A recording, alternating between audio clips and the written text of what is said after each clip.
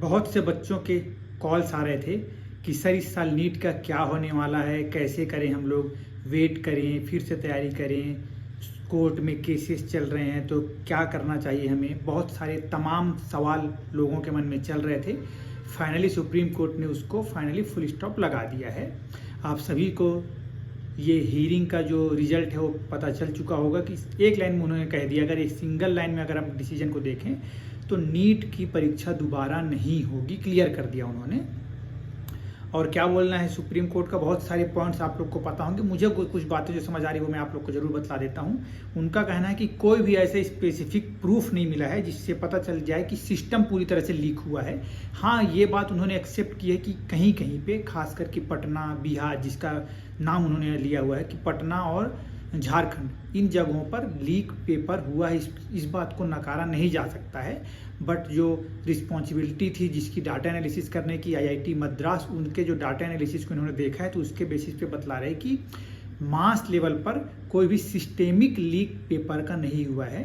इस वजह से दोबारा पेपर ये अभी नहीं होने वाली है नीट की। तो यही एक फाइनल डिसीजन है।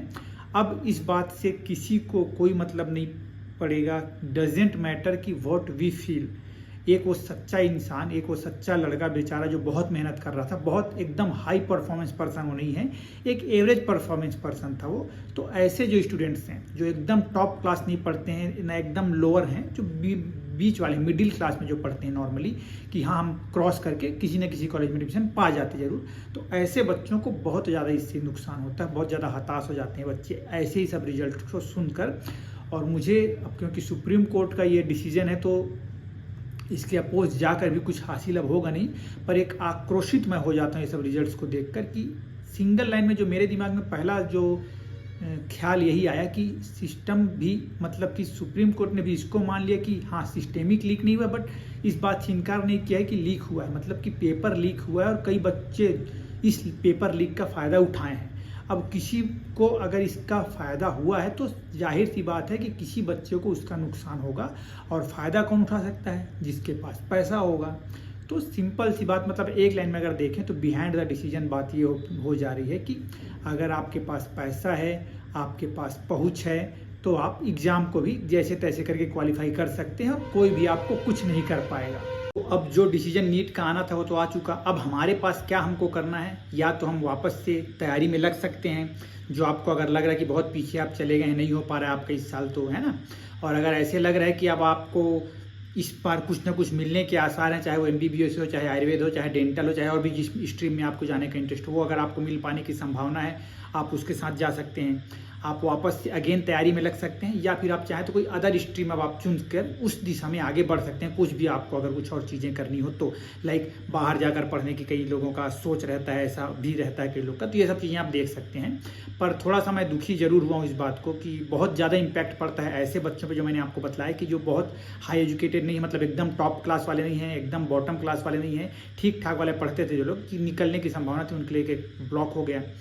और जो ऐसे जो पेरेंट्स हैं, क्योंकि जो ऐसी धांधली में लिप्त होते हैं, तो बच्चे जो 12th पास हैं उनके पास तो इतना पैसा रहेगा नहीं, उनके घर वालों के पास ये है अपॉर्चुनिटी कि वो इतना पैसा देकर कुछ करवा पाए, है ना। तो इसमें अभी एक ह्यूमैनिटी और इथिकल और मॉरल रिस्पॉन्सिबिलिटी वाली चीज़ एक आती है। अब ये लोगों के बीच जब तक नहीं जागेगा तब तक ऐसे ही कारनामे हमेशा हमको देखने के लिए मिलते रहेंगे। और जो मध्यम वर्गीय परिवार के हैं, जो लो बजट वाले हैं, जो मेहनत पे ही बस आगे बढ़ने की संभावना को तलाशते हैं, तो उनके लिए थोड़ा सा बहुत ज़्यादा कठिन रास्ता और होते चला जाएगा फ्यूचर में, मुझे ऐसा लगता है। और अब मैं क्या ही बोलूँ, ज़्यादा कुछ बोल नहीं सकता क्योंकि सुप्रीम कोर्ट का डिसीजन आ गया। सुप्रीम जो पैनल होती है, डायरेक्टली सीजीआई साहब का ही डिसीजन है वो, तो उसके ऊपर कुछ और हो ही नहीं सकता। अब तो हम आक्रोशित होकर भी कुछ हासिल नहीं कर पाएंगे। पर दुख हुआ मुझे, क्योंकि इसके कारण अगर ऐसे देखें इथिकली, अगर मतलब नियमों के तहत देखें तो चलो ठीक है, जो उन्होंने किया होगा अपने सही, हमसे ज़्यादा बुद्धिमान है, हमारे से ज़्यादा तर्क वाले हैं, तो सही डिसीजन में पहुँचे होंगे। बट एक पर्सनल मैं अपनी इंडिविजुअल की ओर देखते हुए सोचूं तो बहुत हताशा और निराशा हाथ लगेगी, खासकर ऐसे बच्चे को जो अभी 12वीं पास करके निकले हुए हैं, उतने ज़्यादा डेवलप्ड भी नहीं हो पाए वो हर चीज़ों को समझने और परखने के लिए। वहाँ पर तो बस मेरा सिलेक्शन हुआ तो खुशी होगी, नहीं हुआ तो दुखी होगी। और इन सब सिनेरियोस को सुनकर और ज़्यादा मन टूटता है। फिर हम आगे मेहनत करने से फिर डरने लग जाते हैं। ये चीज़ें आती हैं। But all the very best to everyone, और होप फॉर द बेस्ट कि आगे कुछ अच्छी चीज़ें हमें सुनाई दें। और किसी भी प्रकार की कोई क्वेरी हो, कुछ हेल्प चाहिए रहे मेरी, तो ज़रूर मुझे याद करिएगा। Stay connected and thank you so much.